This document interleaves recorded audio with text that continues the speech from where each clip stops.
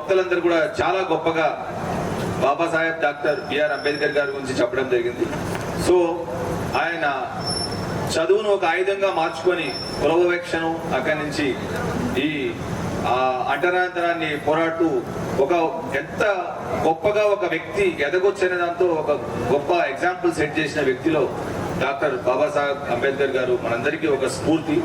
So ఎటువంటి ప్రతి ఒక్కరు ఆయన ఒక ఆటోబయోగ్రఫీ, ఆయన కష్టము, ఆయన ఏ స్థాయికి ఎదగడానికి ఎన్ని కష్టాలు పడ్డారు, ఎట్లా దాన్ని ఛేదించారు అనే దానికి ఒక పెద్ద ఉదాహరణ మనకు. సో మనందరం కూడా ఇంత పెద్ద దేశాన్ని, మనకు స్వాతంత్రం వచ్చిన తర్వాత 75 ఏళ్ళు అవుతుంది ఇప్పటి వరకు, మన ఇప్పటికి ఇంకా ఒక యంగ్ కంట్రీగా మనం భావించాల్సి వస్తుంది. ఈ దేశాన్ని ఇంకా మనం స్టేబుల్ గా ఉంచాలి. ఇంతకుముందు మన దేశం మీద స్లేవ్ డైనాసిటీ, అక్కడి నుంచి మొఘళ్ళు కావచ్చు, ఆ తర్వాత బ్రిటిషర్స్ కావచ్చు, తర్వాత మన స్వాతంత్రం వచ్చింది. ఇది వచ్చిన తర్వాత ఇంకా భారతదేశం కొన్ని వందల సంవత్సరాలు, వేల సంవత్సరాలు ఒక గొప్ప దేశంగా ఉండాలి. దీని మీదకి ఎవరు దండయాత్ర చేయకూడదు, మనమే పవర్ఫుల్ అవ్వాలి అనుకుంటే దానికి ఒక గొప్ప ఫౌండేషన్ కావాలి. అటువంటి ఫౌండేషన్ నిర్మించిన వ్యక్తే డాక్టర్ బాబాసాహెబ్ అంబేద్కర్ గారు. అందుకని ఆయన architect of the Indian constitution అంటారు.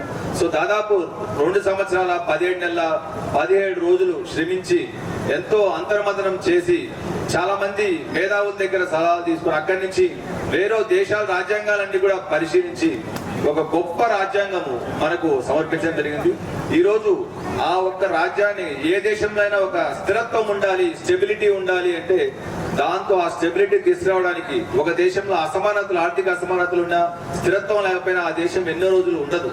అటువంటి స్థిరత్వాన్ని, ఆర్థిక అసమానతలు కంప్లీట్ గా దాటిని ఎలిమినేట్ చేయాలనే ఉద్దేశంతో అటువంటి గొప్ప మన కాన్స్టిట్యూషన్ ఇచ్చిన వ్యక్తి డాక్టర్ బిఆర్ అంబేద్కర్ గారు.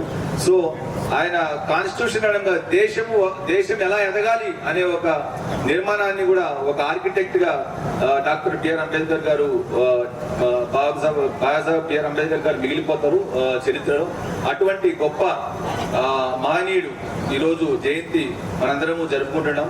ఈ జయంతికి ఆహ్వానించిన కమిటీ సభ్యులందరికీ మరియు అధ్యక్షుల వారికి, ఇక్కడికి విచ్చేసిన అందరికీ కూడా, కలెక్టర్ గారికి, మిగతా అందరికీ కూడా నేను ధన్యవాదాలు తెలియజేసుకుంటాను. Thank you.